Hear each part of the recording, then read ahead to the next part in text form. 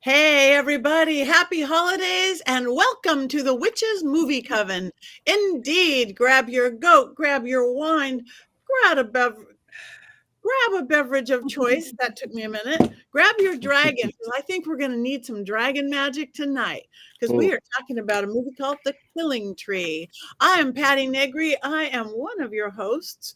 You might know me from my the Witching Hour, my regular podcast, or Ghost Adventures, or from Ghost Finders. I'm going to let everybody introduce themselves since I'm not speaking English quite yet. Richard-Lael, pass it on. Hello, this is Richard-Lael. There's Richard-Lael is one name, not two. If I were just Richard, I'd be, the rest of it. I am known as the Gentleman Psychic. I am here in New Orleans, so yeah, come and find me. Come and get readings. Come and do a séance. Come and sing Xmas carols outside of my door, and I will not be your friend. Anyway, other than that, how about Heather? Oh, hi. Yes, I am Heather Greene. I am the author of Lights, Camera, Witchcraft. This is a book about witches in film, which is what we do, what we talk about here. I am also an acquisitions editor at Llewellyn Worldwide and a journalist that covers the occult and tarot and witchcraft in mainstream media. So on to you, Jason. I'm Jason Mankey. I'm one of those many Llewellyn authors, having written 9 Llewellyn books, including the Little Book of Yule. This is my favorite time of year. I'm also in the middle of plumbers at my house, so if you hear strange banging, I'm not being held hostage. I'm just possibly getting hot water again. This is very exciting. And Courtney. That's me. I'm Courtney Buckley. You might know me from Scared and Alone, where I am ghost bait. Also from, haunting the streets of Salem. That's it. Or from this here World Wide Web, because I'm on here doing all kinds of things. So that's that. I can't wait to talk about what we have to talk about today. Yes. I hope everybody has their Christmas tree up. I actually don't have my Yule tree up yet, but I want to also thank everybody who's in the chat room. Nathan and Mary Jane and Shrouded Grove and Katie and all you guys. We love that you guys are commenting. So keep commenting. We are watching. We are listening. We're going to post some of them. So we are here. I want to shout out to one of our regulars who's not here. Robert Hicks is not here tonight because he left us for Cindy Kaza, but that's okay. I might leave us for Cindy Kaza once in a while. He's seeing her live. But other than that, The Killing Tree left me speechless, but tonight we will talk. I guess jump right in, but I think we need an unbiased explanation of this movie from Richard-Lael. I think you do need an unbiased one, so I am here to provide that. So how do I begin? I actually will begin by telling you a story from last night in my dreams, and then why it links to this. So in my dreams, I was watching some horrible slasher film, and they were passing out a flyer, and they said something that pinged in my ear, and I went, wait, there's something. And then I looked in, and they had my last name on one of the flyers. So I zoomed in on the screen really big, and sure enough, it was my name, but I could see that there was writing on the back. And I couldn't quite figure out what the writing said, but I zoomed in even more, and I could see that it was reversed because it was in the reflection in the window behind it. And it was something about the Rocky Horror Picture Show. And I woke up wondering, what was this about? And then I realized, oh, right, we're doing The Killing Tree. So here is my unbiased story about it. And why Rocky Horror comes into play is because there's a light over at the Frankenstein place. That is what I want to say to start with. The castle where the woman is summoning her deceased serial killer lover from the grave is the castle from Rocky Horror Picture Show. Just so I can say that. Yeah, Jason, amazing, right? Right. So it is it starts off with this woman who is furiously pouring salt and other condiments onto the floor. Apparently, she was out of ketchup or mustard for dramatic effect. Anyway, she was pouring this salt on the floor around a fake Christmas tree. And the bad part about being a fake Christmas tree is I can't even joke about mourning wood because there is no wood. Anyway, so she summons the spirit of her serial killer boyfriend back to life. And of course, he comes back in the form of the Christmas tree, a fake Christmas tree. And he says, "Why? What have you done to me?" And she says, "Well, I thought it was going to work. I thought there was more. Oh, yeah, by the way, flash to the fact that they did a hexagon or the Star of David, and then flash to a cross, and then flash to the Star of David, and then flash to another cross, and then flash again to the salt Star of David." And so the Christmas tree, who is now her boyfriend, kills the woman. I'm sorry, we need that on a shirt. The Christmas tree, who is now her boyfriend. The Christmas tree is now her boyfriend, kills her, and then, oh, actually, I like having all of these extra limbs. And so he goes on this rampage to go kill this woman because he was apparently a serial killer. And this girl was the survivor girl in the previous film that thankfully never happened. Although it probably would have been a better film. It would have been a better film because he was an actual person who was actually killing people. Anyway, so this woman ends up by sending him to be murdered in prison by dropping soap or something. I don't remember that part. I wasn't paying too close of attention. But now he's a tree. Now he is making like a tree and getting out of here. And he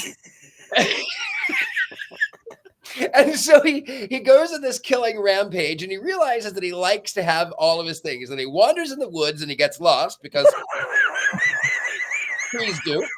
And then he gets to this house, which is not the Rocky Horror Mansion, but he gets to the house, and of course, there's all of the girls. All of these. Why are there all these girls at this big old castle? Why? I don't know. There's all of these girls, and they're talking about where he had killed the parents in that room, and then she's dressed like, I don't remember, like a champagne bottle. I was half drunk. I don't drink, but I was drunk.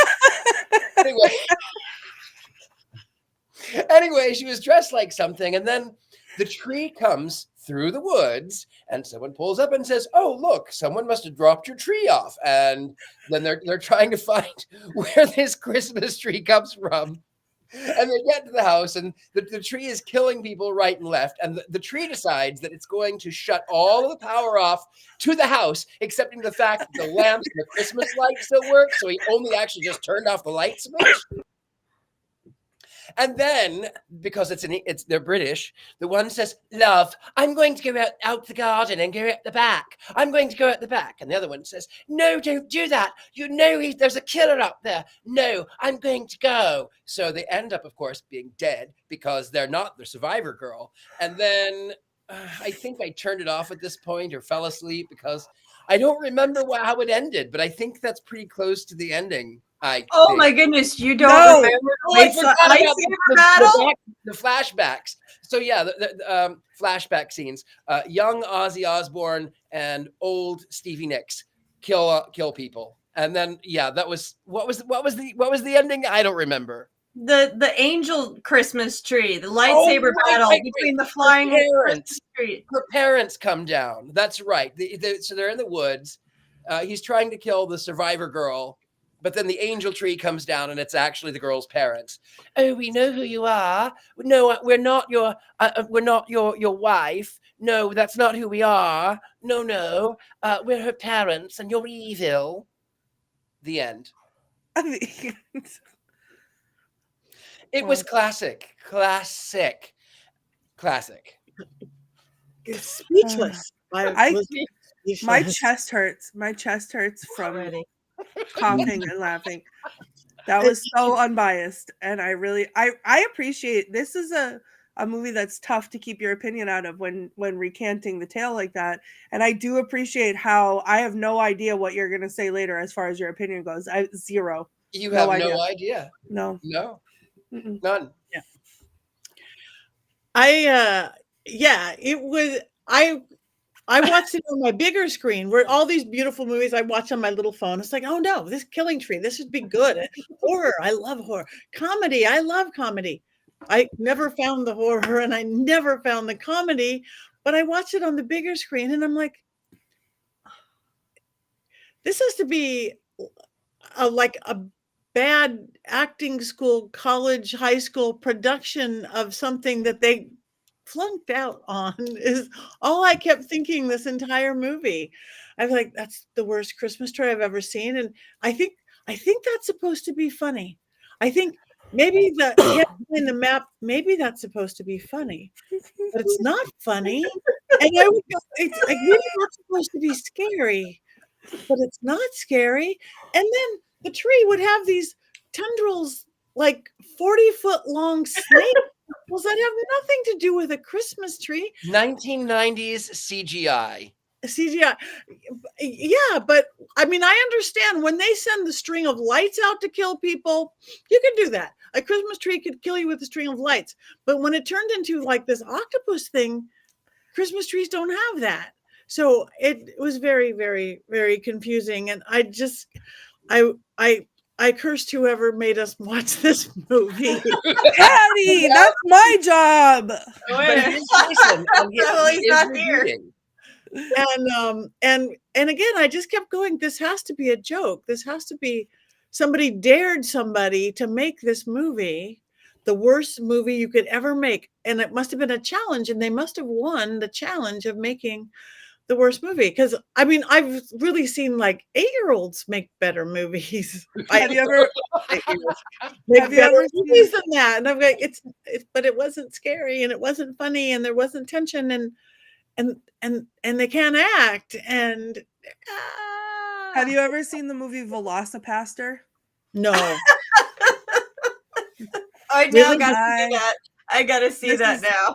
Are you kidding? You haven't seen it? Velocipaster. I don't listen. Yeah, I don't know if it would count as a witch movie. I feel like we could call it magic adjacent if you ever wanted to do it, but it's literally the worst movie I've ever seen in my life. I've watched it so many times, and they're coming out with a second one, and I cannot breathe. I'm so excited for that. But as far as I think Velocipaster is worse than this. Wow. I know. I can't. I just love what Tabitha just said. The whole budget was spent on the tree. Then their budget must have been about $47. Mhm. Well, I don't know. Heather, you just got a tree. Huh? Heather just got a tree. Yeah. So, well, I'm gonna talk a little bit about horror in a second. To try to bring a little bit of seriousness to this conversation about we the have to go to movie. the actual academic side of things. Well, I just want to address Richard-Lael's discussion. So I'm watching this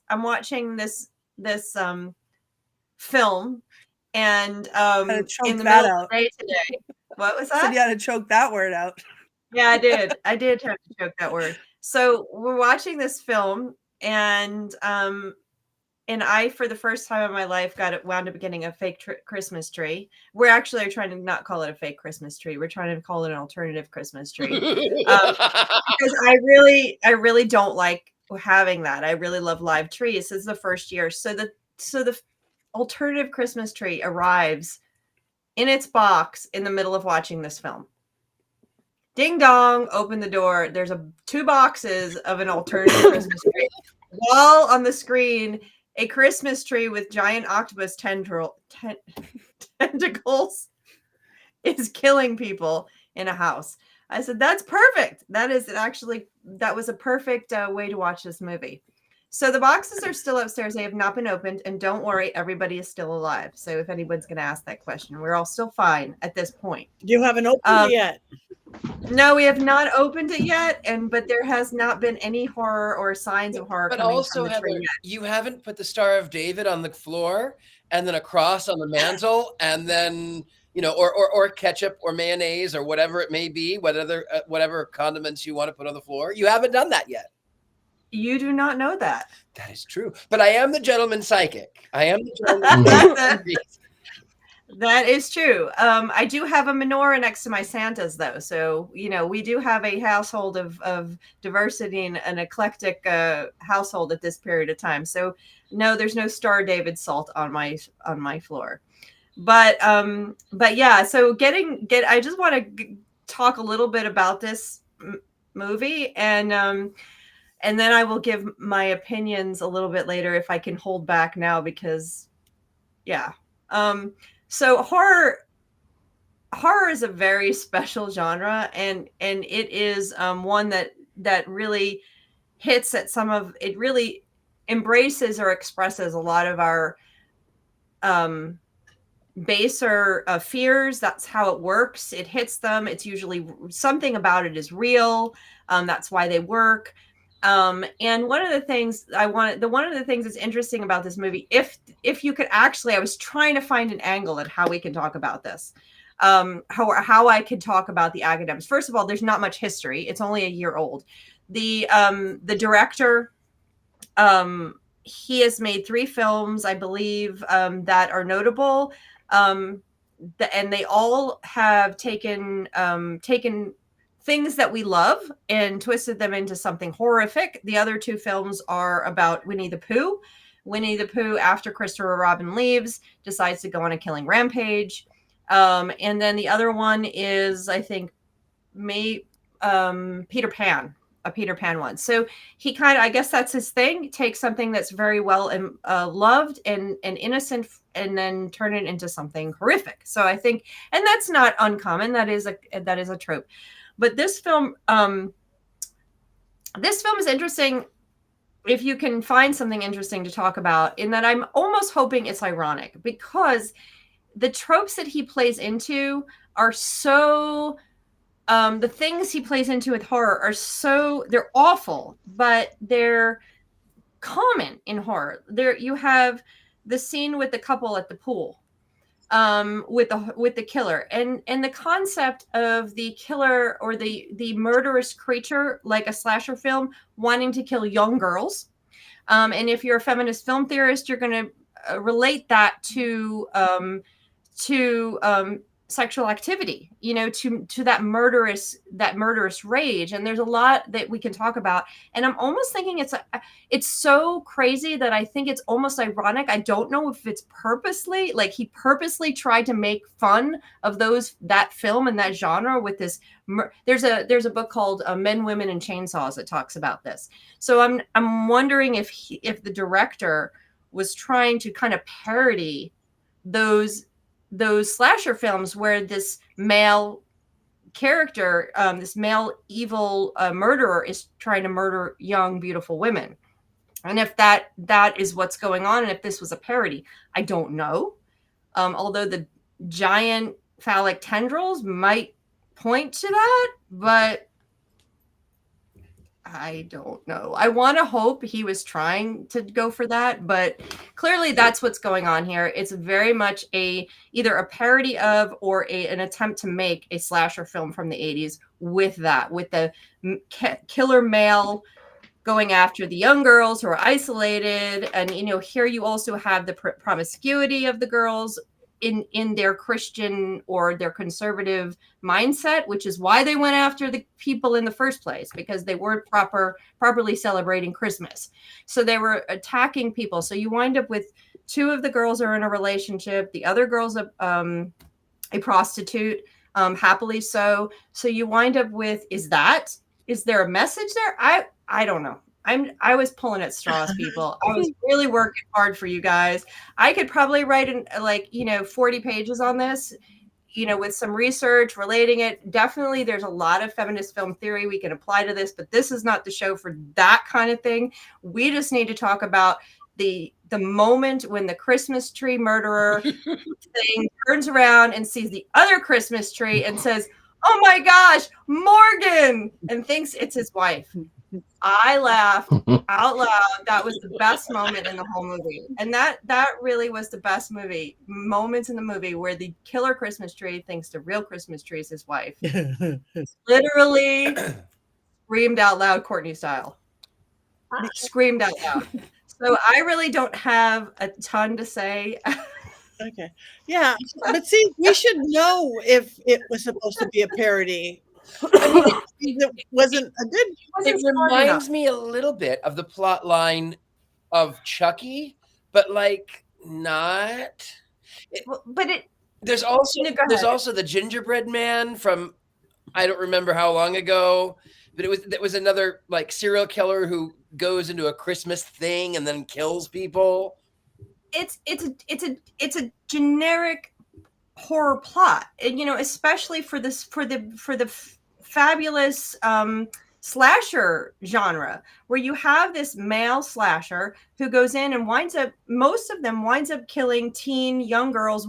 It usually winds up killing, if you look at Halloween or Freddy Krueger, Nightmare on Elm Street. he usually winds up killing teenagers who are being promiscuous. You usually wind up killing them when they're in bed, or when they're naked, or when they're speaking about this film falls in line very much with that. And so that's why I was like, is this a parody? Is he trying to I think you're giving him too much credit, because I don't think this is a smart movie at all. And no, it's not. For it to be parody would require some cleverness on the part of the director, who was also one of the writers. And I just don't see that in this film.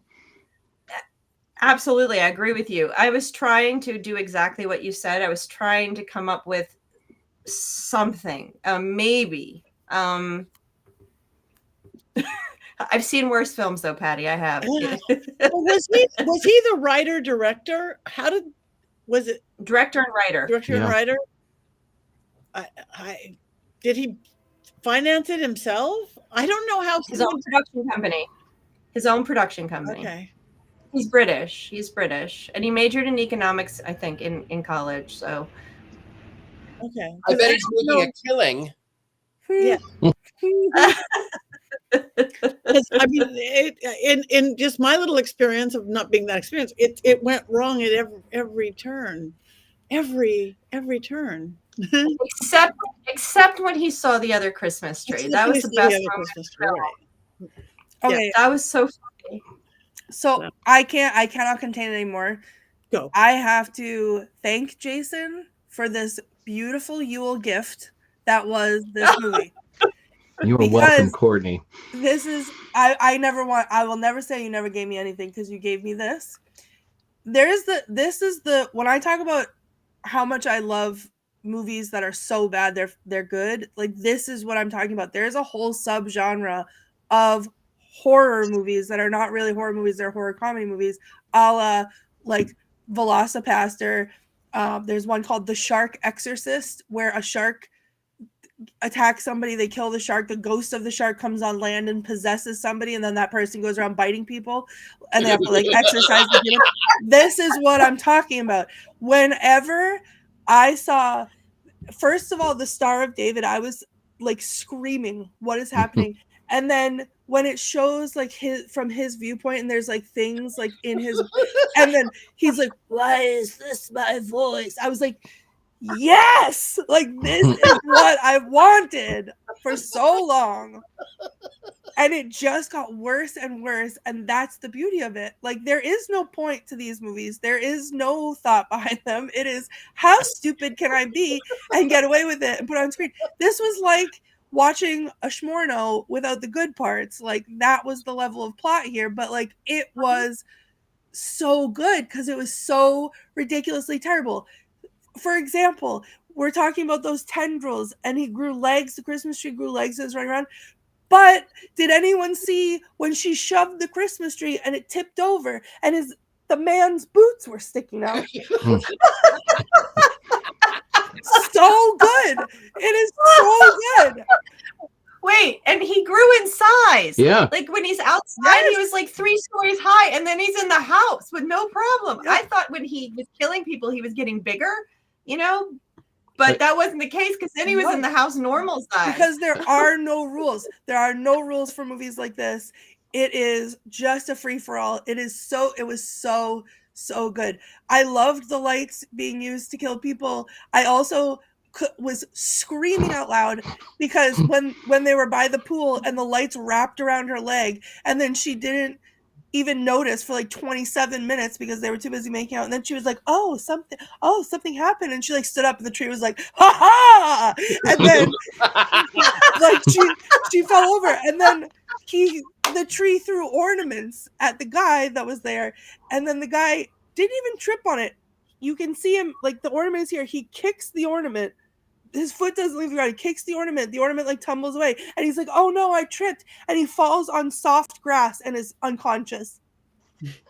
Why? It was so good. So I have notes if I can share really quick, because the voice of the tree, and he even said it, he's like, why does my voice sound like this? Best thing that's ever existed. When he's the first thing I wrote down, and it's a quote, and I can't even quote it because it was a bad word, and I will censor it, but he said, what the duck? But he was shaking violently as the tree while he was like, what the duck? While he was the Christmas tree. It was like the best thing I've ever seen. Then for no reason at all, he leaps out the window as the tree, like leaps out the window, and he's like bouncing around on the roof. Are you kidding me? I was like, I've never been so excited in my whole life. Then with the stupid map, like he's like the Blair Witch Project, living his own life. He's like, I can't believe I'm already lost. I can't believe I'm so crap at this. And then he's holding the map up like this because you can't tell where his eyes are, right? So he's like, like for no reason. It was so amazing.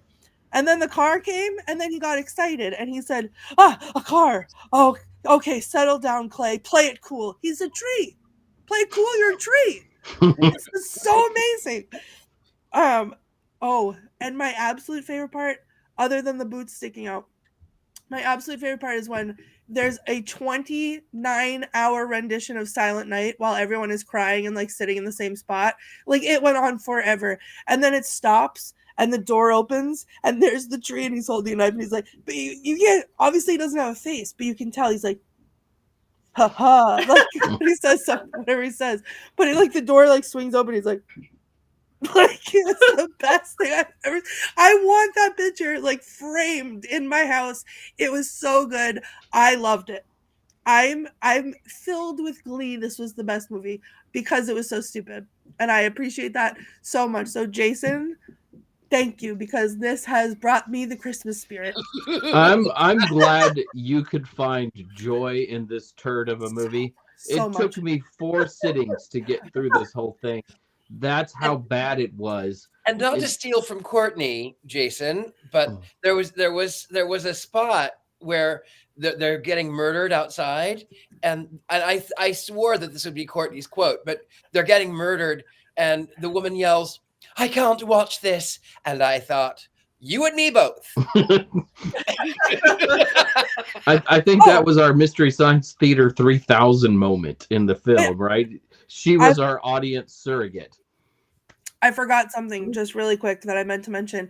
Every time there was blood splatter, like literally they spent 70 cents on the blood splatter because it looked like they took a sheet of plastic and put it on in front of the camera with the same splatter of blood. So it'd be like, rah, rah, and then it would be like, oh, here, hold up the blood sheet because there it is. So good. So good.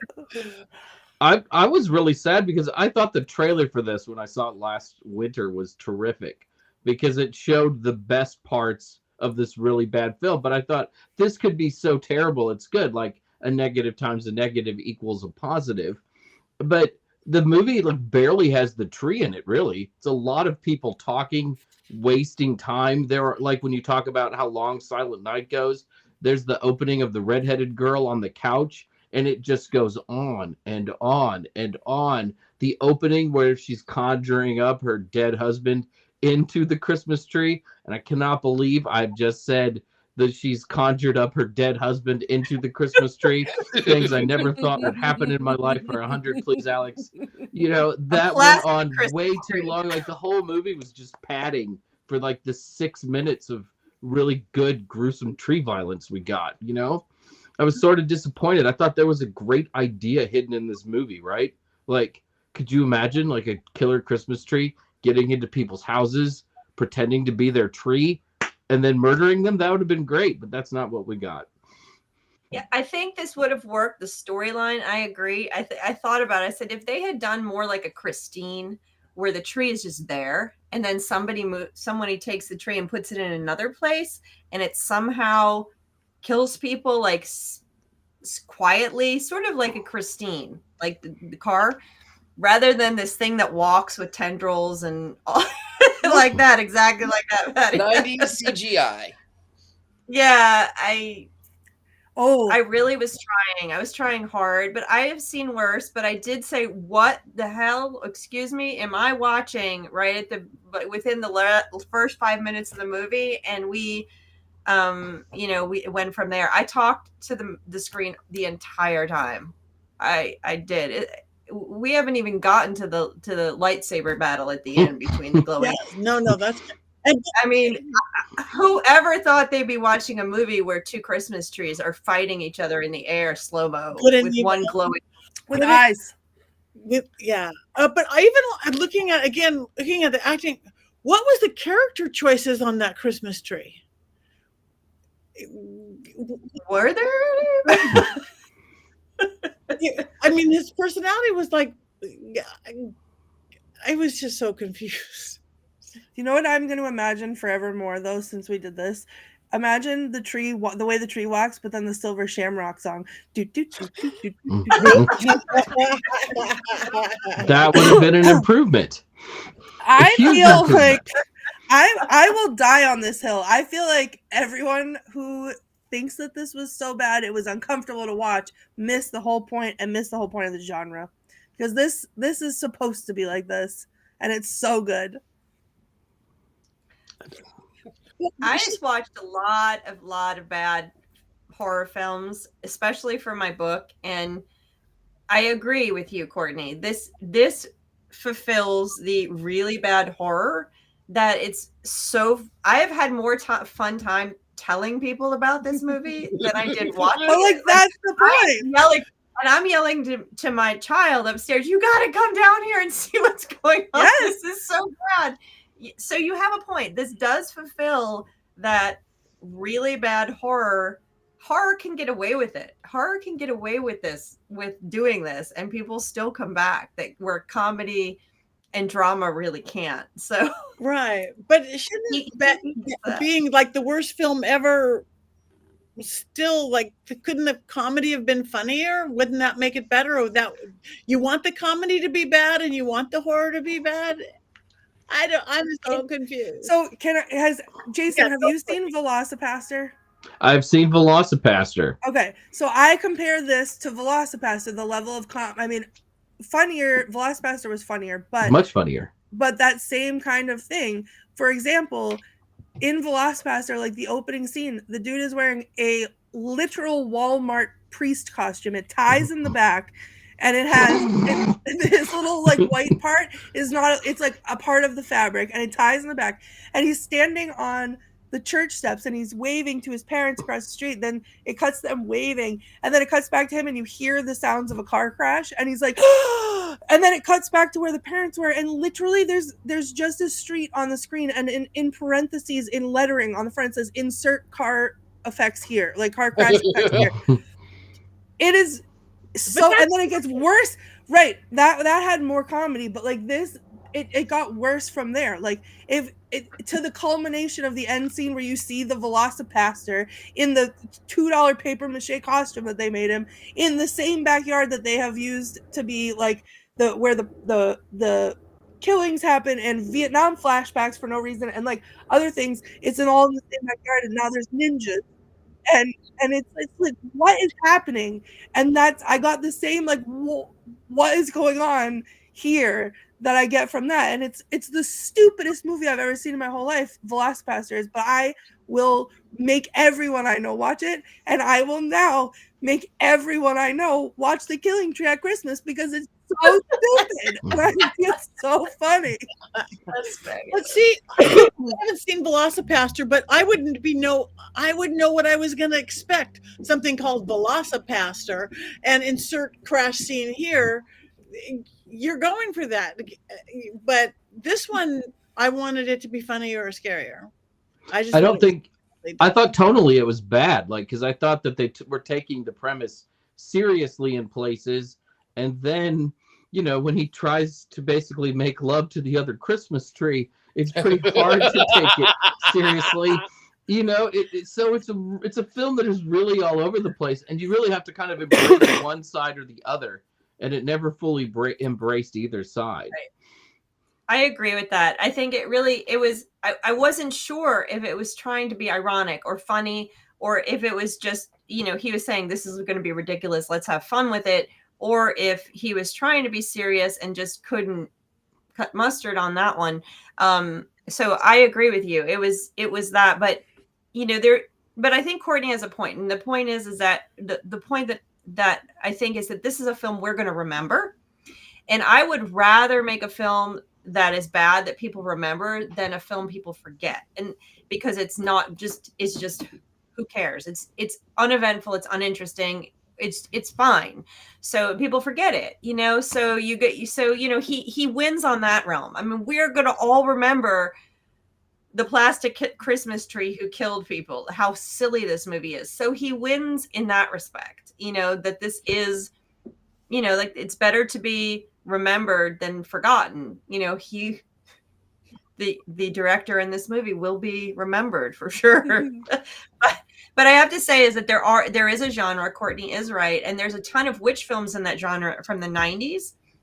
There's a ton of them in the 90s. The 70s horror, bad horror, is super fun to watch. I loved watching that. But there's a ton of it in the 80s in the 90s and early 2000s that are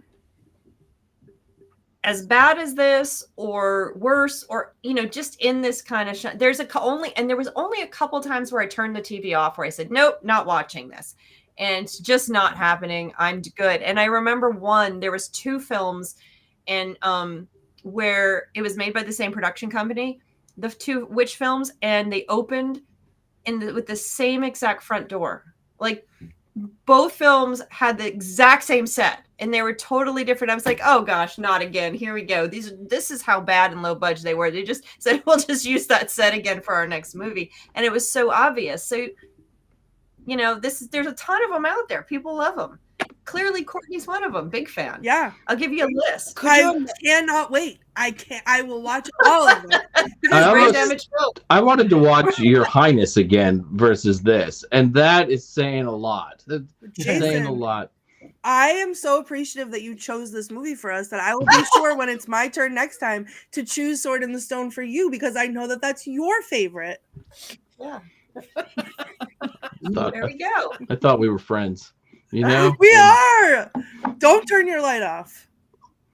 Yes, look at that. I get the graphic. No! Pop that bubble. Yeah.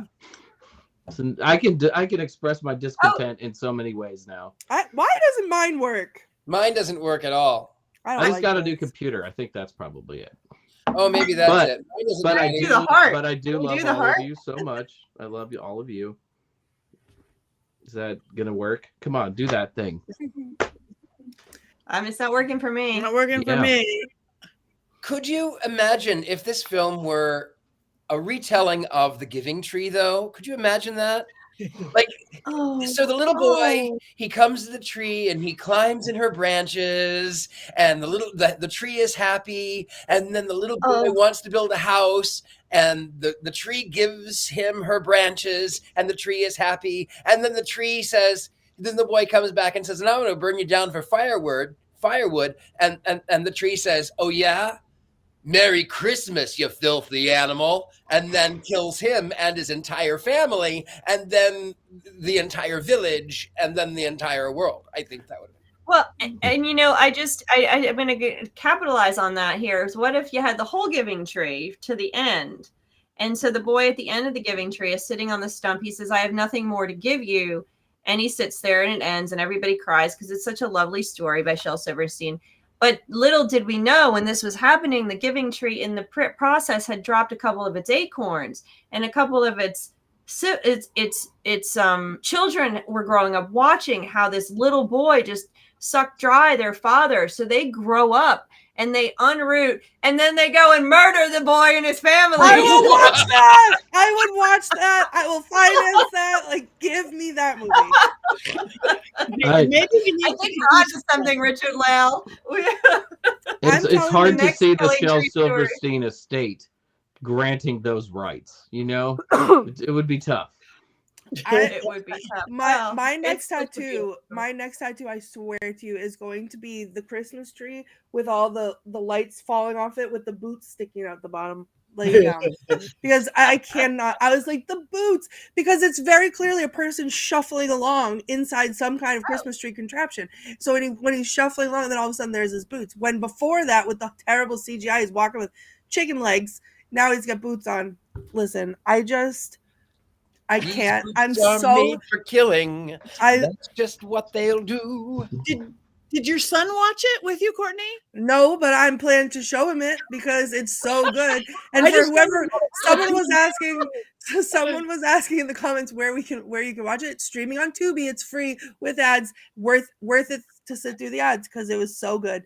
It was so stupid. It was hilarious, and it was I only paid an hour and 12 minutes. $1.99 for it on YouTube, and I want my money back. It's on Prime too. If you have Prime, it's on Prime. Yes, I felt like Prime should have paid me $5 for watching the film. I'm offended. Yeah. Go on. Any, My reaction was, You know what also might have made this better if it had been like a stop motion animation film That would with have been songs, right? You know, Had the Broadway? giving tree from you from me, you will flee. You know, something like that. You know, like songs and stuff. I can't There was- parody Broadway- the other songs because then we would have to pay for them. So you know, There was one point with the when it was doing when the Silent Night, the 47-year Silent Night scene, where I screamed out loud because I thought the tree was playing the piano, yeah. like leading up to like that where he was gonna because it was standing at something and I was like, and then it was like cutting back to the girl underneath the bed like this, and then the tree is just like, but it's only, you can't see the whole tree, you can only see like this much of the tree, and then like whatever is standing in front of it, it was like menace because I can see the tree's face even though it didn't have one. It was like, I thought and it then was like playing piano. I thought he was it because I screamed out loud. I was like, please tell me that he has started playing Silent Night. But then it kept playing as he was moving around the house, so I don't know. But I thought I was gonna pass out from laughing so hard because it was so good. you all might be able to answer this for me. So at the end of it, like 4 girls are walking out of the house, like nothing has happened, right? Yeah. They're not Nothing did. lamenting any Nothing did. deaths. Everything seems okay. Everybody else who was there, I guess, got a ride home. Was the whole thing like in her head, or did it all really happen? So, I think it was, they referenced something like remember what happened at the funeral or something like that. Mhm. So I feel like she had some kind of a mental break. They were like they said to her, "Oh, you were missing for hours. We were looking for you for hours." Yeah. So yeah, I think she might just, which makes it so much better. And she was running around in the woods, hallucinating a killer Christmas tree wearing boots underneath this costume. And then the lightsaber duel. She hallucinated that. She's like, oh, I miss my parents so much. I'm going to imagine that they are a glowing Christmas tree. I was disappointed it ended like that. I really wanted it to be like real. Like I just and I'm fine with it's all a dream. That never bothers me if it works. In this one, I was really disappointed. I was like, no, I wanted it to really be real. And the question I have is that did anyone else think that the glowing Christmas tree that was on the ground was tall and skinny with a lightsaber up the center, and then when it went flying through the air to do a flying drop kick on the other tree, it was like short and stubby, it was like just a nice little isosceles triangle or something with a that was glowing bright. Like it changed sizes and shapes, didn't it? Was that me? Listen, these Christmas trees that are alive break the laws of physics because the other one was growing and shrinking as it pleased also. So I think that was it. So funny. Yeah. All different, all not matching, all confusing, and then but it was real because the big, ridiculously glowing eyes of the big last moment. For the sequel, I guess. I need a sequel. I will pay money to see it in the theater. I will buy it. I don't care what I'll stand outside with flyers. I don't care. I'm literally salivating right now for a sequel. It's so exciting. I love it so much. Also, I would just like to point out, Colin Barrett said the whole movie was a mental breakdown. Yes. And it was so delightful to watch. I also think I didn't like the ending because I was rooting so hard for the tree that I wanted the tree to win and I wanted everybody to be dead and I wanted them to all die just these weird, horrific, same blood splash deaths. I wanted them all to die because the acting was bad. Mm-hmm. The only person who had any amount of skill was the woman at the beginning who brought the tree back. I actually kind of believed her in that moment. Mm-hmm. Everyone else was awful. I couldn't. Yeah. Nobody else could hold a candle to her. I mean, she was good. The rest of them were. Oh, love, do you love them more than me? No, don't go out there. Yeah, and the tree had about 4 lines that were recycled the whole time, which classic. I'm gonna kill you and I'm gonna like it. Oh no, the map! The map! I lost my map. And then it's like this, and then the next scene he's like, "Where's the map?" So good. It's I didn't understand what, of course, as it's starting with the witchcraft scene and with that actress, I'm like, okay, let's see. I know this is low budget. Let's see how it's going. And then she draws a Star of David to conjure. And I'm like, what? And I brought this up in another film in a more serious situation, but, why the Star of David? Because in most readers will see that as a Jewish Star of David and not a magical symbol that unless you're practicing ceremonial magic or Wicca, you recognize what that is in magic. But of course, there we go. We have a Star of David again. So you add that in and I was like, that of course, immediately I'm like, okay, rolling my eyes. Here we go. Now what? And I'm taking notes. Okay. But then, and then the notes stopped at that point. She's dragging out. And then I'm like, and I don't know what mistake she made. Then I couldn't get my mind off of that. What mistake did she make that she conjured her ex-husband or her husband or boyfriend into a plastic? Why did she put the plastic Christmas tree in the center of her magical circle in the first place? Because it was a similar size and mass. There were so many questions throughout. And then the red hair girl in the store, why was she talking and what was she saying? She was so quiet. I couldn't understand a word she was saying. I was screaming, speak louder. And she's like, so many questions. So many questions. Yeah. So many questions. The sound mix was bad throughout the entire film, other than the sound of the killer Christmas tree. I will admit the actor who did the Christmas tree, I did kind of like his voice. And I did like his sort of creepy uncle you don't want to be alone with intensity. Precisely.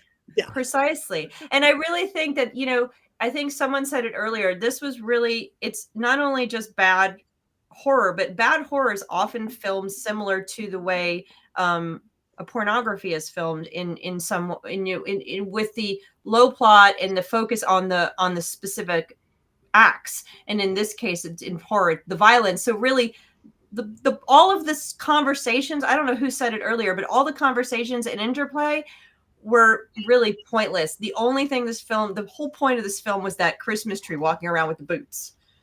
That is all, and the murders and the snapping the people in half and blood spatter. I mean, I'm like, oh my goodness, I turned away. I was like, oh, he just snapped another one in half like a cat. Well, maybe it should have been a porno.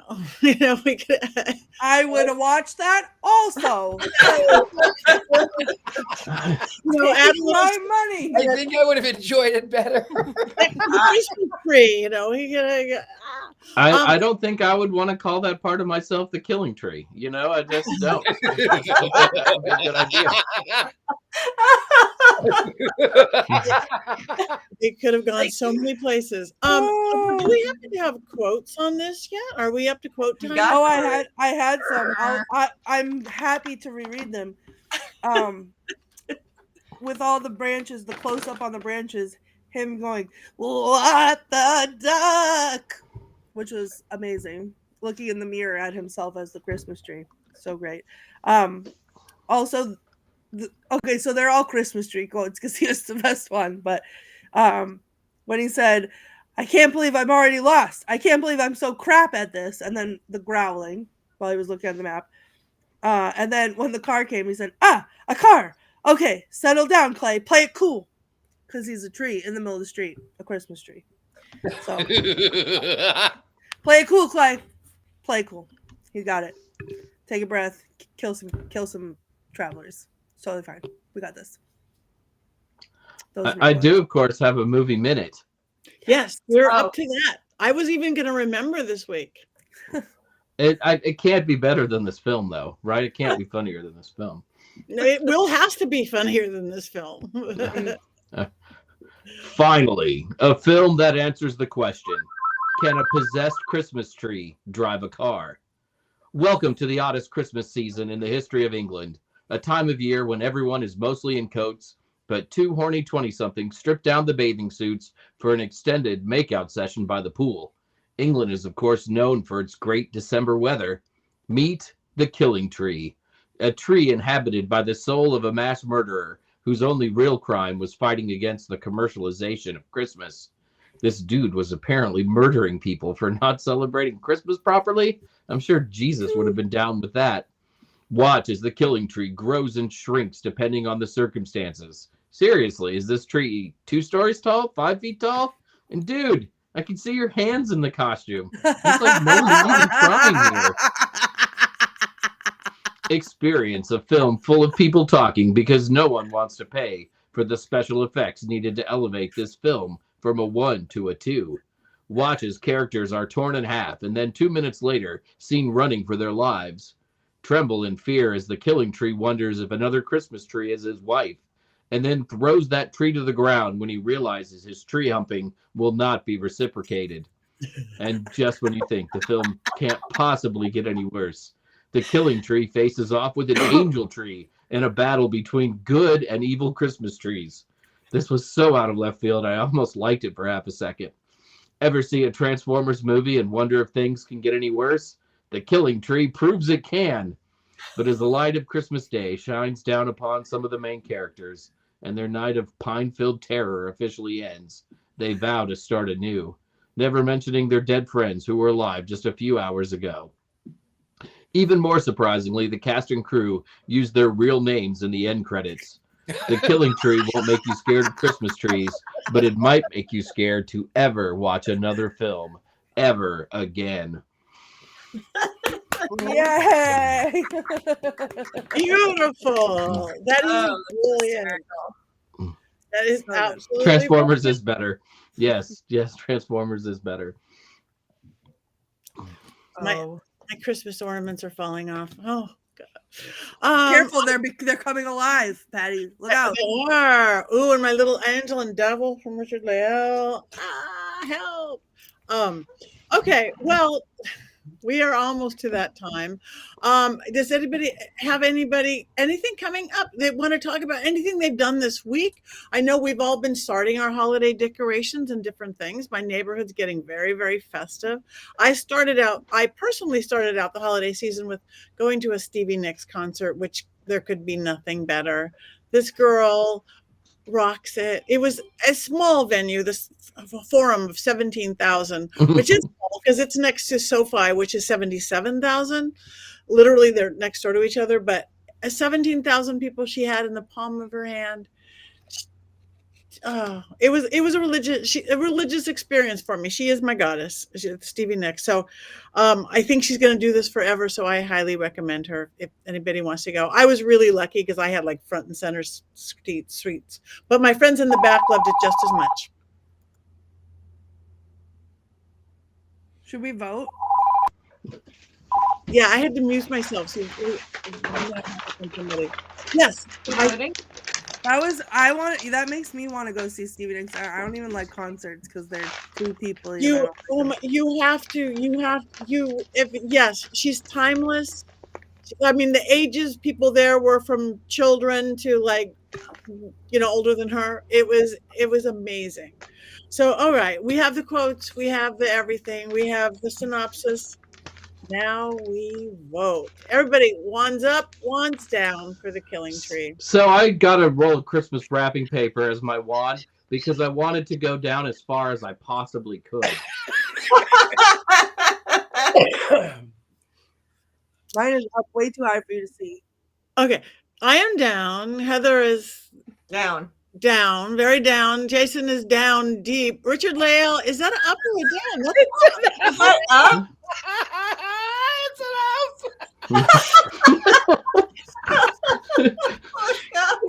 I tell you why it's up.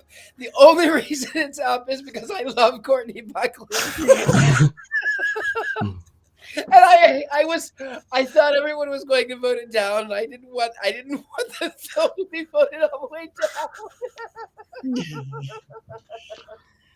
So I love you so much. and Courtney's is up so high we can't even see it. So there we go. So So high. Down, down, up for sympathy's sake. Up. Awesome. One's up for how bad it was. Tell me how bad. One's up. I must say the audience, we're mixed. Same thing. One's down, one's up, one's everything.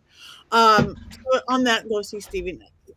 So what are One's up for Stevie Nicks. What are we One's down for the Killing Tree. Yes. Stevie Killing. Stevie Killing. I do have to say though, you know what? If someone said to me in the right mood, they said, "Hey, do you want to watch the Muppet Wizard of Oz, or you want to watch The Killing Tree again?" I might actually watch The Killing Tree again. Okay, here's the real litmus test. I might. The witch who came from the sea, or The Killing Tree. I mean, I will say that I was completely sober when I watched The Killing Tree, and had that not been the case, maybe this would have been a much better movie. It was like it needed edibles or something. Yes, right? I did not take edibles before I watched it, and I thought it was great, and probably would be better if you took edibles, but still great. See, I wanted to say that I might have liked it had I done the edibles, but since last week with the Spirited Away, I talked about I should have been high. I didn't want to do it 2 weeks in a row because you guys would think I was a total stoner. Can we just? This is a bad movie. This is what Colin said up there. I suppose if you were so stoned that you could not change the channel, it might be.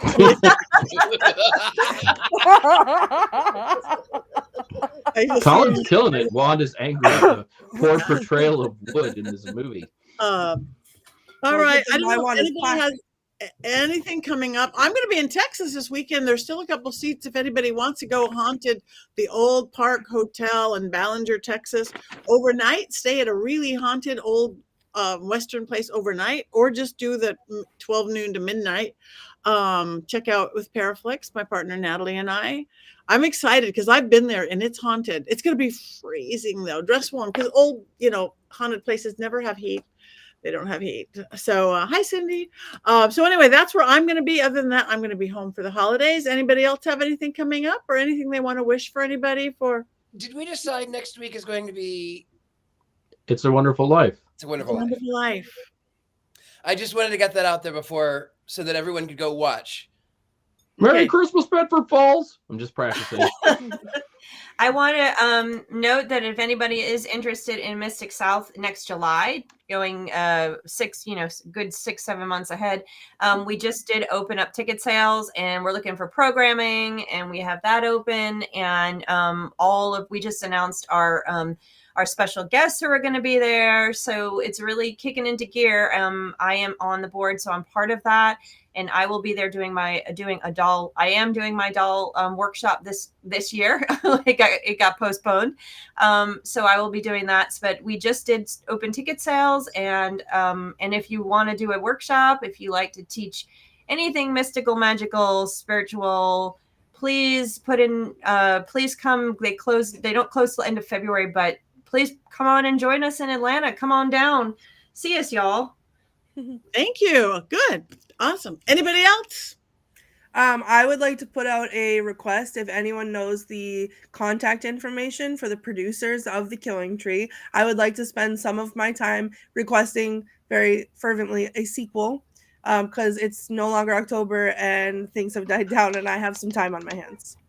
Turn your light back on, Jason, before I curse No. our Christmas tree. No, you do not get light when you ask for a sequel to The Killing Tree. I'm going to hex you do so not. bad. Oh, it's coming. Oh. All right. it's- So are we going to cackle or are we going to growl? Oh, that's so exciting. Let's go. We're going to growl. Okay. We're going to do our best Killing Tree. 1, 2, 3.